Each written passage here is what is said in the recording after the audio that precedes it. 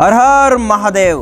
આજે વાત કરવી છે વાગડધરામાં આવેલા ભીમાહાર ગામના અતિ પ્રાચીન અને ઐતિહાસિક શિવ મંદિર ભીમેશ્વર મહાદેવની।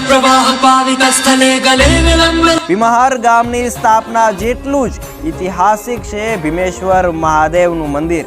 મંદિરના સ્થાપના વિશે એવી કથા છે કે ભીમાજી મકવાના કહે કે દેવસ્થાન વગર કઈ રીતે ગામનું તોરણ બાંધવું, ત્યારે હરિદાસ કહે કે ગઢ માથે અહીં રાજલના બેસના છે અને જાઓ પેલી ઝાડીઓમાં જૂનું શિવજીનું શિવલિંગ હશે।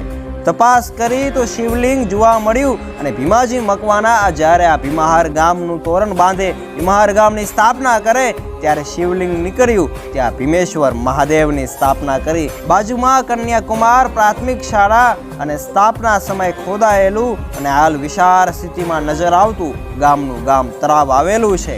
હર હર મહાદેવ।